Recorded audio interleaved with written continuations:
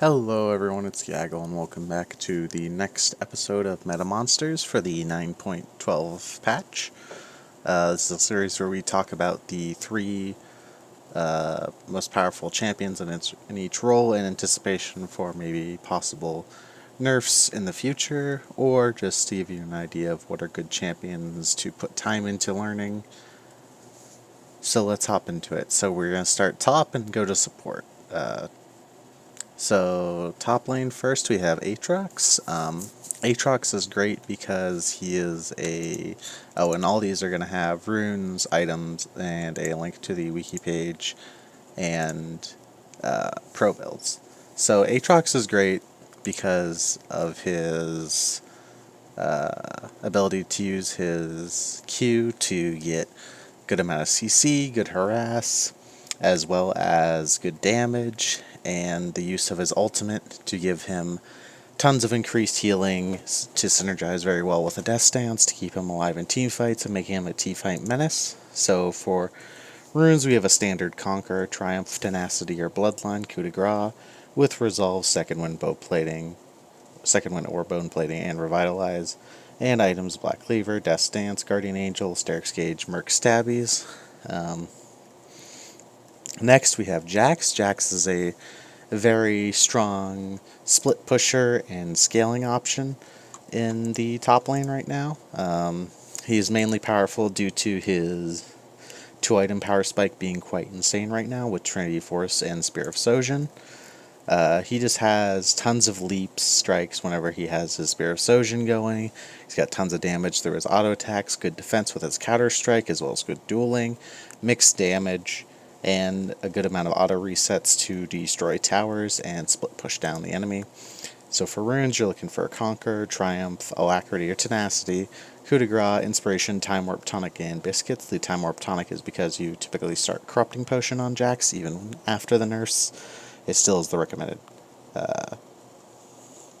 starting item, and for items, Trinity Force and Spear of Sojin are your always buys, and then Sterix Gauge is my recommended third, but you could go into whatever you want after those two. Those two will make you have tons of resets on your Leap Strike, and have you put out tons of damage through Sheet procs as well as Phage helping you stick to people, and just good stats all around, and then either Mercs or Tabbies. And last up for top lane, some of these champions can go in multiple roles, and I will mention it, and there will be, when there's different builds, there will be notes on the Google Doc for what the different builds are. So we have Mordekaiser in the top lane, but can also be played mid or jungle, but is most commonly seen in the top lane as that's where most of his good matchups are. He's very powerful right now due to his ability to duel. Oh, that's Irelia. Why is that not linking to Mordekaiser? Okay, well, I gotta fix that.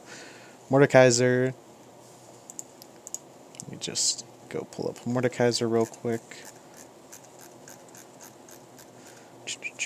But anyway, the reason he is so strong right now is due to his ability to duel, split push, and his unique ultimate offering very unique utility inside of his kit. You have his Q, Obliterate, which does tons of damage to an enemy if it's only a single target, giving him good dueling. He has a good shield through his W. The passive on his E is not to be underestimated. The free 25% magic pen, if you max the second, is quite powerful. It's a very gold efficient passive to have. And then obviously his unique ultimate to be able to shut down a single champion and remove them from the fight, such as removing the jungler away when you need a smite, or removing an enchanter to blow them up so they can't assist, or removing an ADC so you can kill them. Let me just fix this link.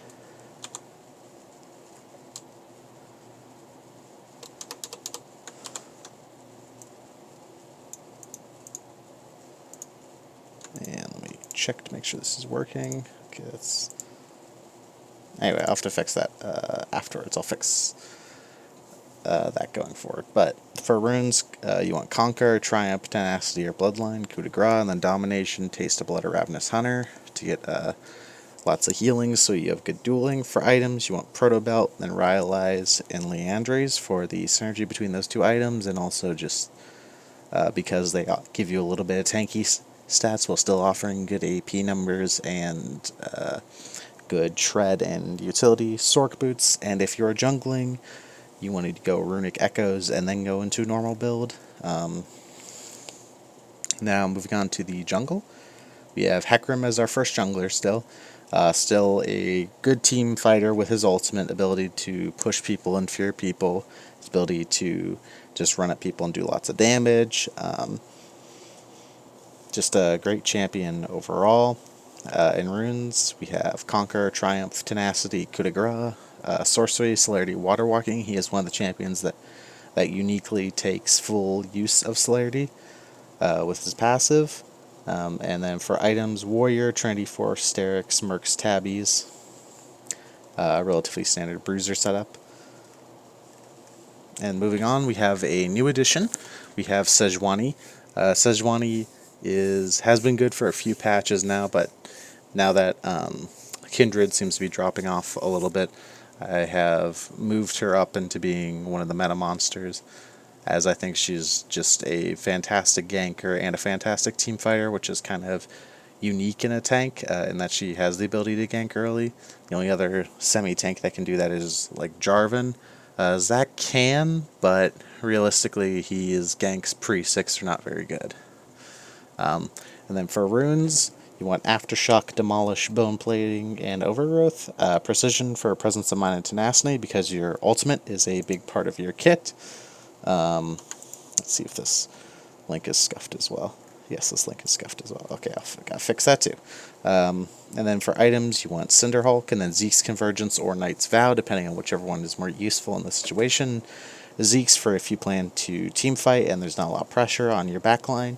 Knight's if you have a very fed member that you want to keep alive. And then either Warmogs or Gargoyles, depending on how the game is going. If you seem to be able to disengage, you can purchase Warmogs. If not, and it's going to be more explosive fights, Gargoyles is a great option. And then either Mercs or Tabbies on her to round it off. And finally, for junglers, we still have Karthus. He's still very powerful. He still hyper farms, presses R, and ganks like that. Still does tons of damage in team fights. Still a very similar setup. Domination, Dark Harvest, Cheap Shot, Eyeball Collection, Ravenous Hunter, Precision with Presence of Mind, and Coup de Grace for as many ultimates as possible. The Ravenous Hunter, instead of Ulti Hunter, is a tech that people have been using for a few patches now. It just makes your dueling better and gives you some decent sustain in team fights, so you don't just insta-pop, which, despite what people might traditionally believe about this champion with its passive, you don't want to just go into your passive as quickly as possible. You want to delay that if you can. And then for items, Runic Echoes, Morello, Deathcap, Sork Boots, just trying to get as much AP as quick as possible, basically, so your ults hurt as much as possible. And then moving on to mid lane. We still have Ahri with a Glacial Augment build here, because it makes it very hard for you to miss any of her skill shots, and you can still burst people, and this does give you some use inside of team fights as a CC machine. So for runes, Inspiration, Glacial Augment, Magic Footwear, Minion DMAT, and then either Cosmic Insight or Tomahawk Tonic, depending on whether you start Corrupting Potion. This meta, less mages are starting, or with this changes this patch, less mages are starting Corrupting Potion, but still is an option.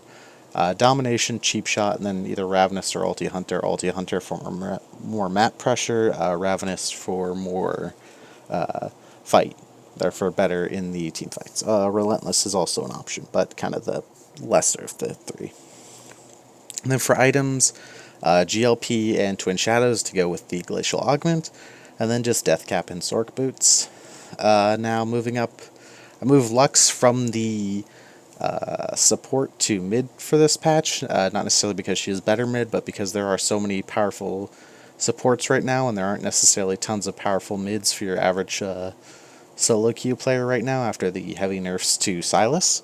So we have a split setup here where we have her mid runes on one side and her support setup on the other side. So I'll go through these quickly. Well, why is Lex strong? Well, in support, it's because of the W max giving you tons of shielding for your team, as well as having good base damages, allowing you to build itemized support items.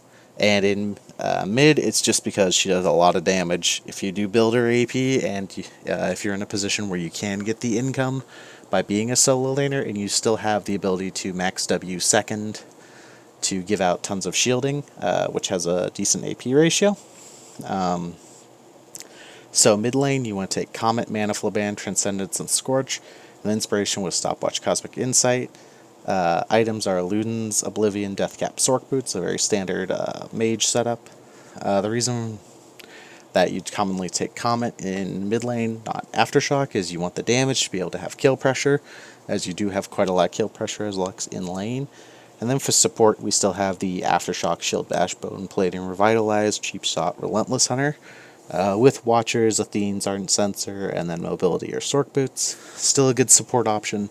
Still a good mid option, or now a good mid option, with kind of picks like Silas losing quite a bit of their power.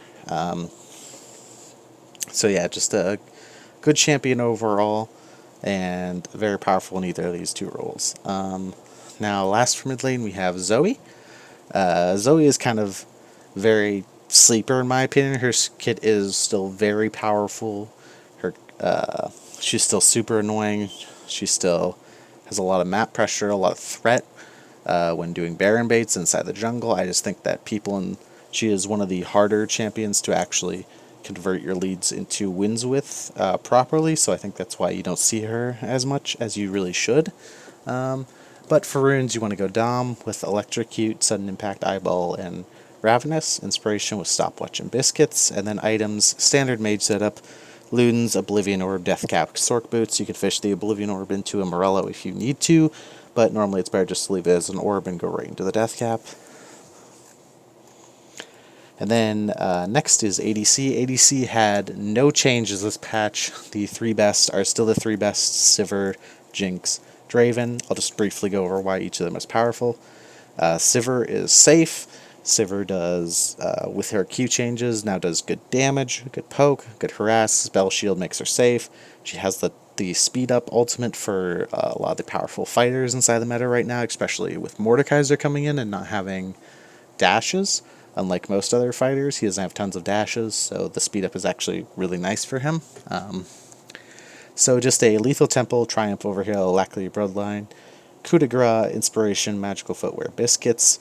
And another reason she is powerful is because she can go Essence Reaver Infinity Edge, because she gets attack speed through her active on her W as she levels her ultimate up.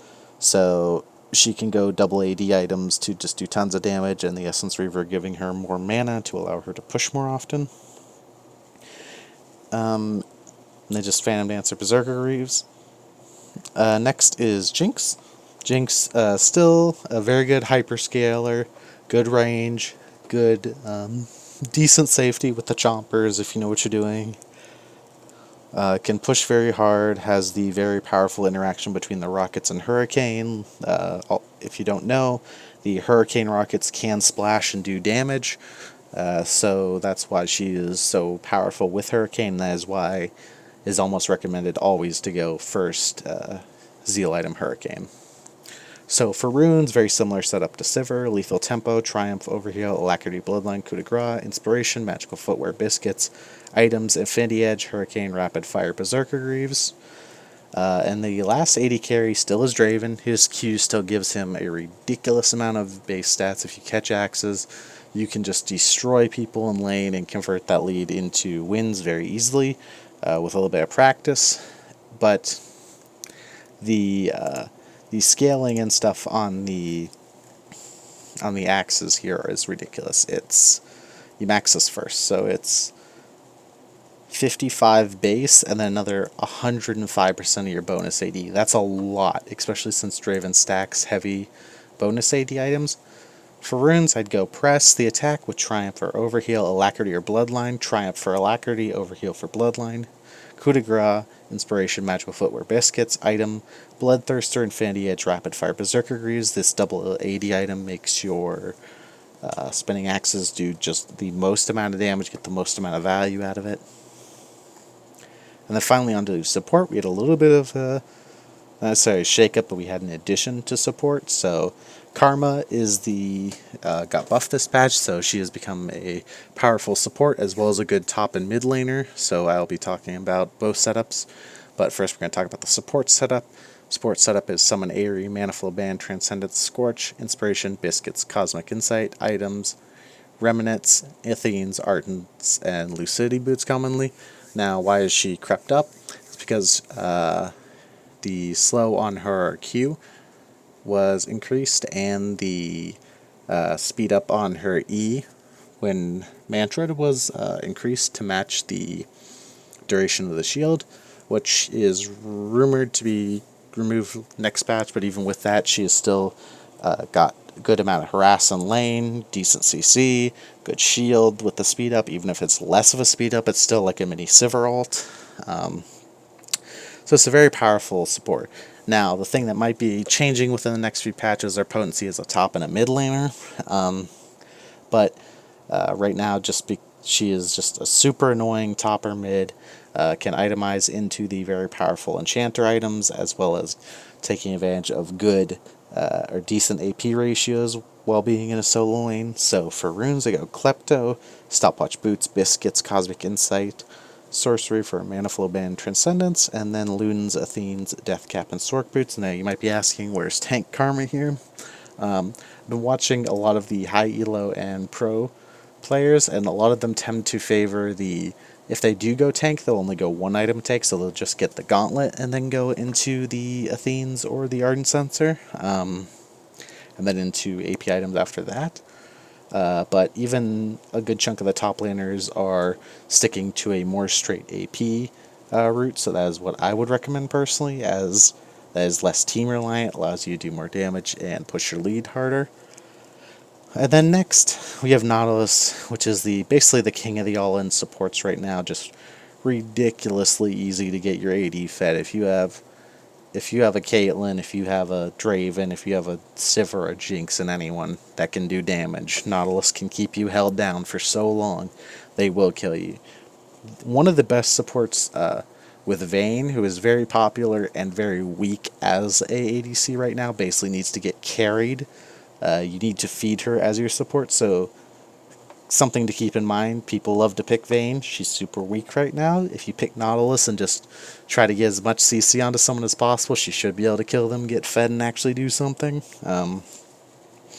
But yeah, so also has point and click CC on his ultimate that can ult up or knock up multiple people if they're not careful. So for runes, Resolve, Aftershock, Shield Bash, Bone Plating, Unflinching, Inspiration, Stopwatch Biscuits, items, Remnant of the Aspect, Zeke's Convergence, Knight's Vow.